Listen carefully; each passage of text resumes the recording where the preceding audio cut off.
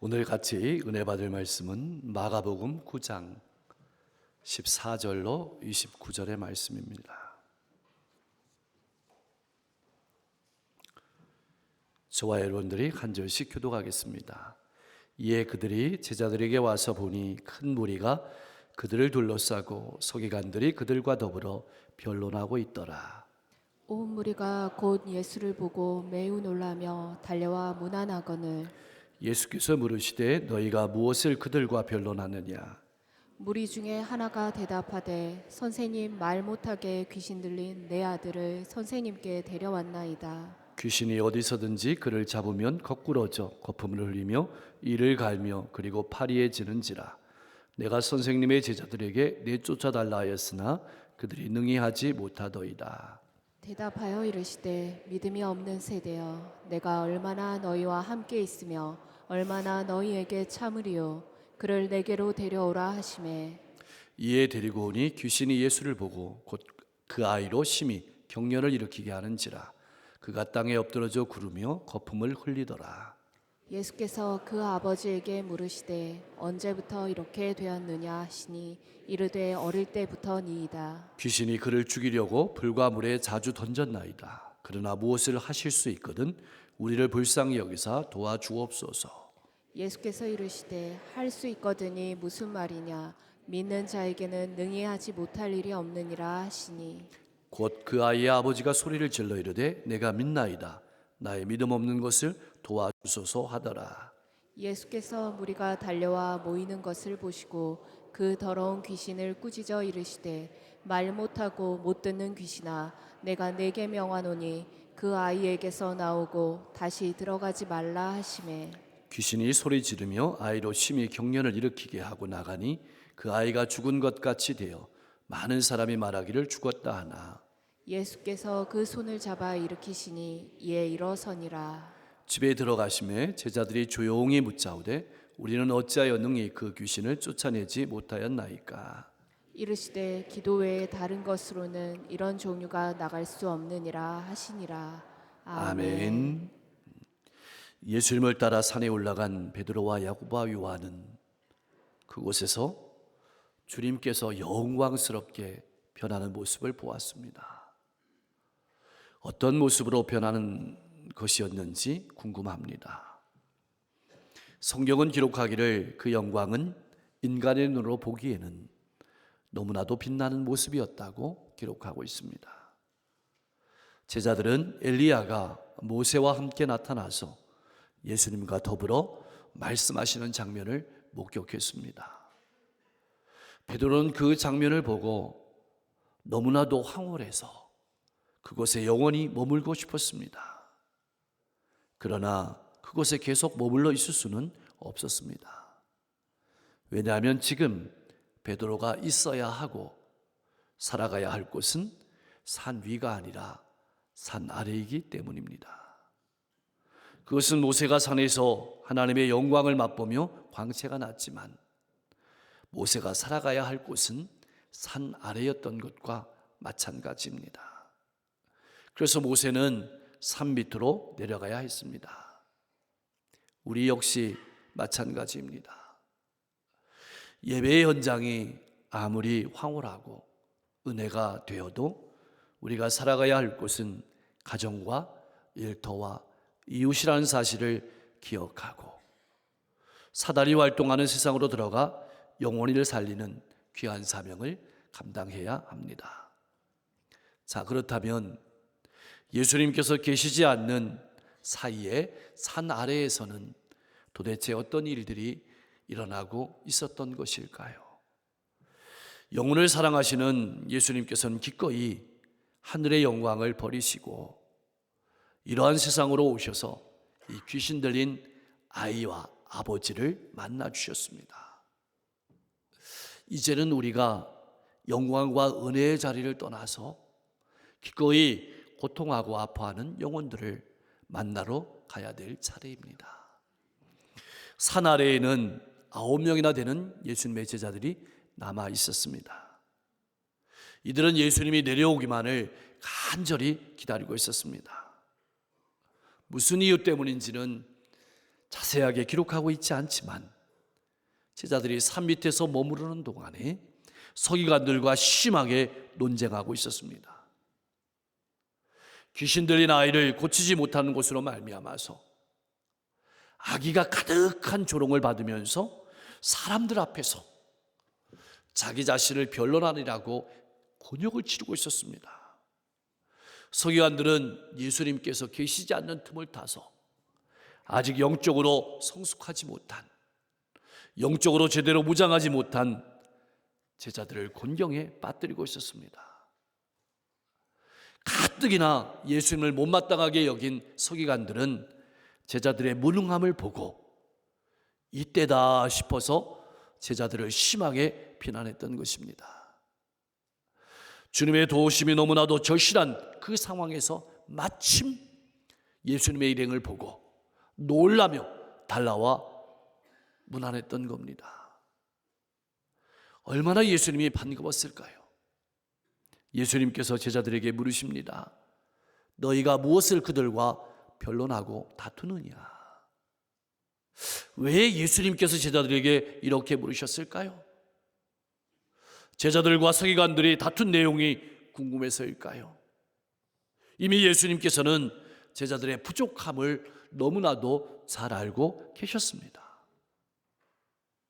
그런데도 물으시는 것은 앞으로 삶을 살아가다 보면 어려움을 많이 만나게 될 것인데 예수님께서 우리의 필요를 아시고 우리의 어려움을 아시고 우리의 고통을 아시고 그 어려움과 고통 한가운데로 찾아오신다는 사실을 깨닫고 예수로 충만한, 예수로 능력 있는 삶을 살아가도록 하기 위해서 이렇게 물으신 것입니다. 이 사실을 너무나도 잘 알고 있었고 그렇게 사역했던 바울 사도는 믿음의 후배들에게 이렇게 권면했습니다. 빌립보서 4장 6절 7절 말씀입니다. 우리 같이 한번 읽어보겠습니다. 아무것도 염려하지 말고 다만 모든 일에 기도와 간구로 너희 구할 것을 감사함으로 하나님께 아뢰라. 그리하면 모든 지각에 뛰어난 하나님의 평강이 그리스도 예수 안에서 너희 마음과 생각을 지키시리라. 아멘. 예수님께서 나를 너무나도 잘 알고 계시고 나를 지켜보고 계시고 나의 삶 가운데로 찾아오셔서 나의 고통과 아픔을 나눈다는 사실을 깨닫고 예수로 충만한 삶을 살아가시기를 바랍니다. 그러나 제자들은 예수님의 질문에 한마디도 대답하지 못했습니다. 귀신을 쫓아내지 못한 자신들의 영적 무기력과 서기관들과의 변론에서 호되게 수세에 몰렸기 때문입니다. 이때 귀신 들린 아이의 아버지가 대답했습니다. 선생님, 말 못하게 귀신 들린 내 아들을 선생님께 데려왔습니다. 이 아이는 귀신이 어디선지 잡으면 거꾸로 치고 거품을 흘리며 그리고 이를 갈며 파리에 적합니다. 선생님은 안 계시고 선생님의 제자들에게 고쳐달라고 하였지만 제자들은 내쫓지 못했습니다. 아이의 아버지는 예수님을 믿었기 때문에 예수님의 제자들도 당연히 예수님께서 하신 일을 모두 할 수 있을 줄 알았습니다. 예수님께서는 이미 병을 낫게 하는 권세를 제자들에게 주셨기 때문이고 또한 귀신을 내쫓아본 경험이 제자들에게 있었기 때문입니다. 그러나 아이의 아버지는 낙심하지 않고 예수님을 기다렸고 예수님께 나왔던 겁니다. 작은 믿음이었지만 예수님께서 분명히 고치실 수 있다는 믿음이 있었습니다. 이 시간 나는 가지고 예수님께 나아가고 있습니까? 이 소리를 들으신 예수님의 마음은 답답하기만 합니다. 그래서 19절에서 이렇게 말씀하십니다. 믿음이 없는 세대여, 내가 얼마나 너희와 함께 있으며 얼마나 너희에게 참으리요. 그를 내게로 데려오라. 제자들이나 예수님을 믿고 따르는 사람들이 믿음 안에서 성장하고 성숙해야 하는데 아직도 자신들의 힘으로만 일을 하려고 하다가 실패했기 때문입니다. 예수를 믿고 따르는 십자가와 부활 공동체는 사단의 권세를 제압하고 하나님 나라의 복음을 힘있게 전파해야 되는데 이 일을 능히 감당하지 못했던 것입니다.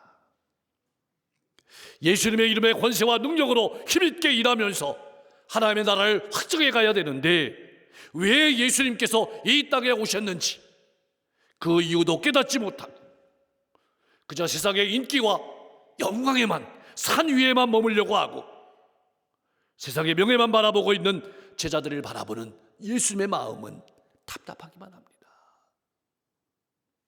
언제까지 기다려야 하겠냐고 제자들과 우리들에게 물으시는 겁니다. 예수님께서는 아이를 데리고 오라고 하십니다. 이 아이를 데리고 오자마자 귀신은 그 아이에게 격려를 일으키게 하고 땅에 엎드려져 구르며 거품을 흘리게 했습니다. 참 아이러니합니다.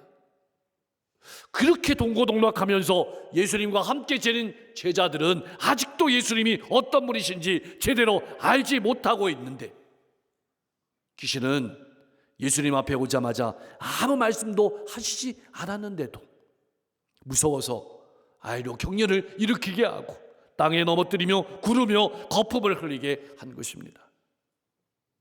예수님께서 물으십니다. 언제부터 이렇게 되었느냐? 왜 이렇게 물으셨을까요?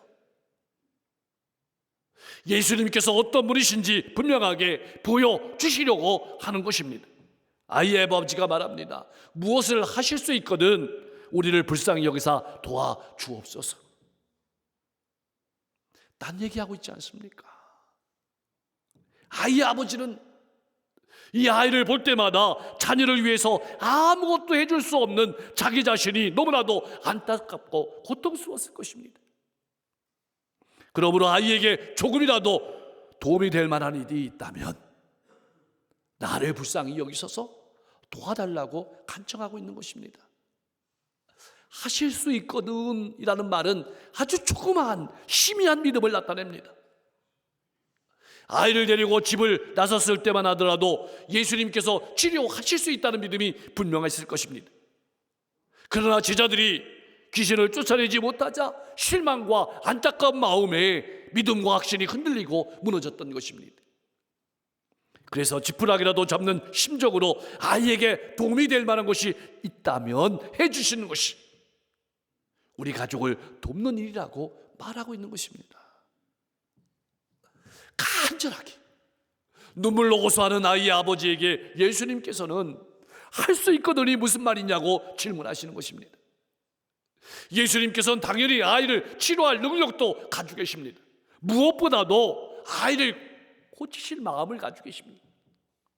그래서 찾아오시는 것입니다. 그래서 우리를 찾아오시는 것입니다.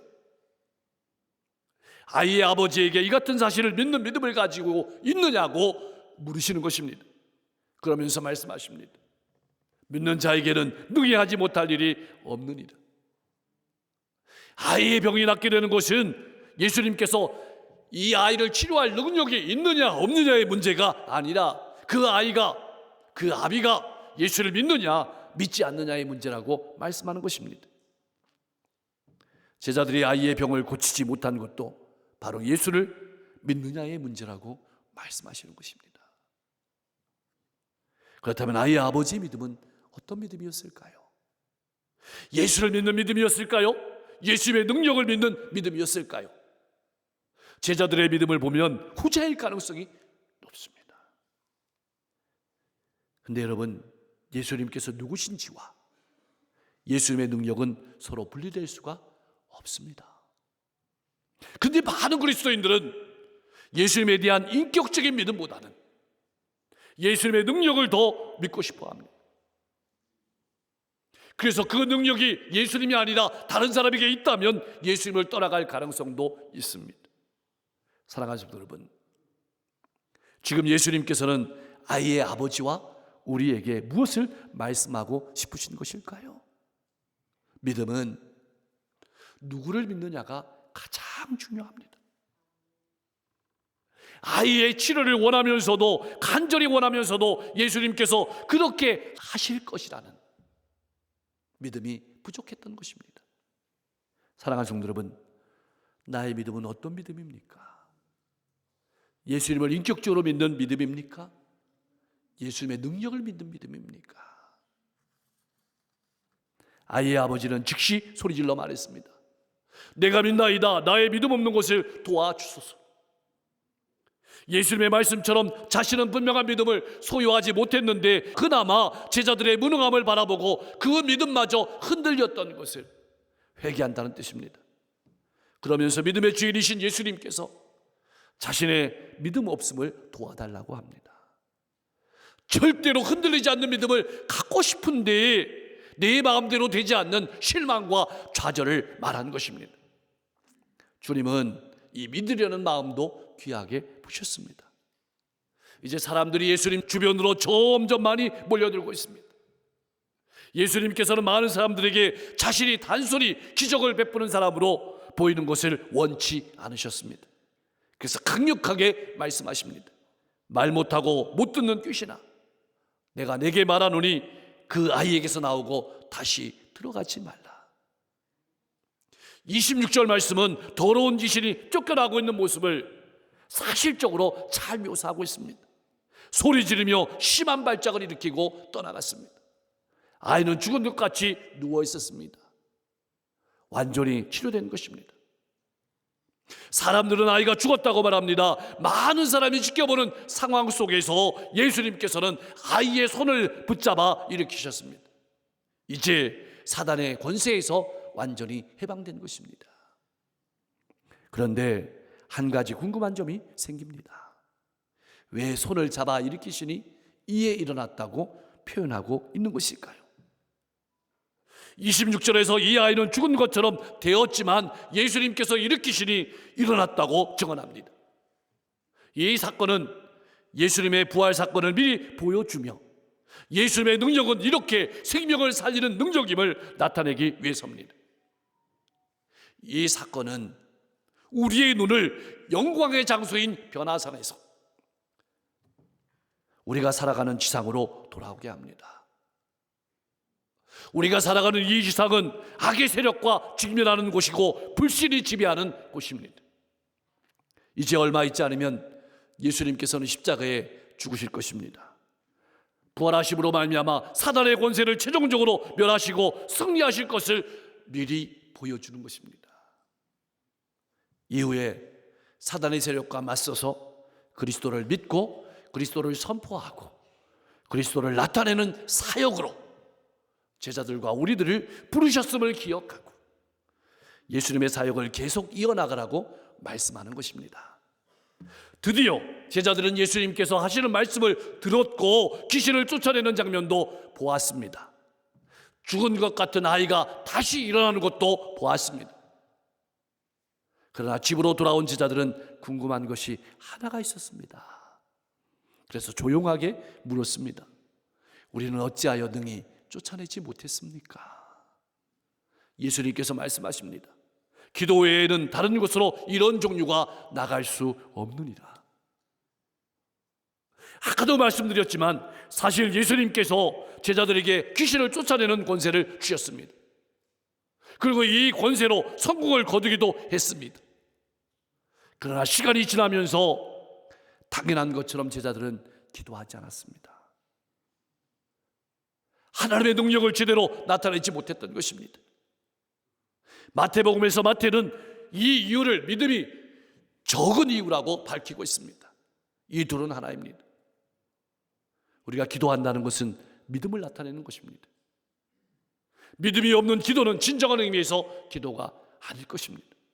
사랑하는 성도 여러분, 나의 신앙은 어떻습니까? 기도로 준비하지 아니하고 일하다가 넘어지고 실패하는 신앙은 아닙니까? 기억하십시오.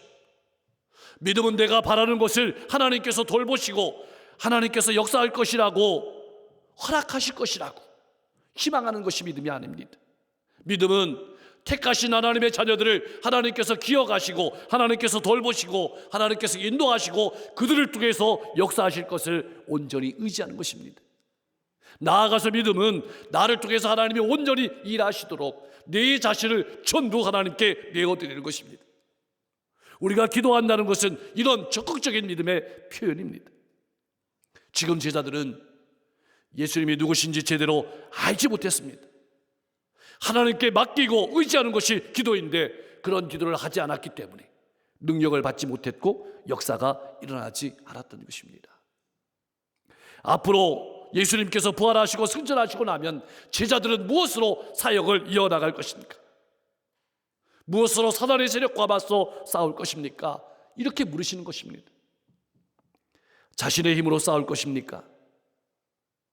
우리는 이미 그것이 얼마나 보잘것없고 쉽게 변하는지 쉽게 무너지는지 잘 알고 있습니다. 19절에서 하시는 예수님의 말씀은 제자들만 아니라 우리를 향한 예수님의 고통의 소리입니다. 예수님은 제자들의 불신앙의 모습에서 아픔을 느끼고 고통을 느끼십니다. 우리 불신앙의 모습 속에서도 고통을 느끼시지 않을까요? 예배당만 벗어나면 기도하지 아니하고 내 능력을 믿고 살아가다가 실패할 때마다 고통을 느끼십니다. 믿음 생활이 그렇게 오래되었으면서도 너무나도 믿음이 없어서 늘 얼굴에 기쁨이 없고 두려움과 낙심만 가득한 모습을 볼 때마다 고통을 느끼십니다. 눈에 보이는 것이 없으면, 손에 잡히는 것이 없으면 아무것도 하지 못하는 우리의 모습을 볼 때마다 주님은 고통하며 말씀하십니다. 믿음이 없는 세대여, 내가 얼마나 너희와 함께 있으며 너희에게 얼마나 참으리요. 이제는 우리가 예수님께 대답하며 나아가야 될 차례입니다. 믿음의 기도를 통해서 하나님이 주시는 능력을 힘입고 세상으로 나아가서 세상의 골리앗을 무너뜨리며 하나님을 나타내야 될 차례입니다. 그런 복된 삶을 살아가는 여러분과 제가 될 수 있기를 주님의 이름으로 간절히 축원합니다. 기도하겠습니다. 어떤 어려움과 고난이 있을지라도 내가 있어야 될 자리인 가정과 일터와 이웃으로 나아가 영혼을 살리는 귀한 사명을 잘 감당하게 하옵소서. 언제나 나와 함께 하시고 나의 아픔과 필요를 아시고 역사하시는 예수님을 바라보며 예수로 충만한 삶을 살아가게 하여 주옵소서.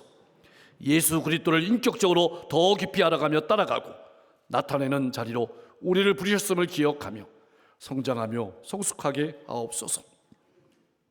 눈에 보이는 것이 아니라 내 능력을 의지하는 것이 아니라 믿음으로 승리를 나타내는 힘있는 성도의 삶을 살아가게 하여 주시옵소서. 남은 4월도 잘 마무리하고 새로운 5월은 더 행복한 가정천국을 이루며 살아가게 하옵소서. 부모는 자녀를 사랑하고 자녀는 부모를 공경하고 하나님의 말씀이 울려 퍼지는 기도하는 가정이 되게 하옵소서. 오해에 있을 세례식을 통해서 세례받는 영혼들이 이전과 이후의 삶이 달라지게 하시고 물세례만 아니라 성령 세례를 받고 살아가게 하여 주시옵소서.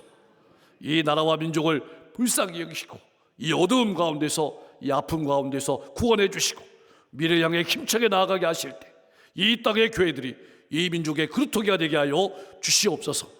세계 곳곳에 전쟁과 기근과 지진과 재해가 있습니다. 속히 회복시켜 주시기를 소망하고 어려운 시기 가운데 우리 성도들의 직장과 사업장을 든든히 세워주시고 무엇보다 복음을 들고 나가시는 선지자님들의 발걸음 하나님 기억하여 주셔서 저들이 가는 곳마다 수많은 영혼들이 생명을 얻고 위로와 용기와 소망을 얻고 삶이 살아나게 하여 주시옵소서. 병석에 있는 환우들, 질병과 마음과 삶의 고통을 가지고 나온 모든 성도들, 하나님 이 시간 머리부터 발끝까지 심의 보혈을 부어주셔서 질병을 깨끗하게 치유하여 주시고 마음의 평안과 기쁨을 회복시켜 주시옵소서. 우리 기도원 협회의 활동을 통해서 이 땅에 더 많은 영혼들이 하나님의 말씀을 만나고 생명을 얻고 삶이 변화되는 놀라운 역사가 있어지게 하옵소서. 예수 그리스도의 이름으로 간절히 기도하옵나이다.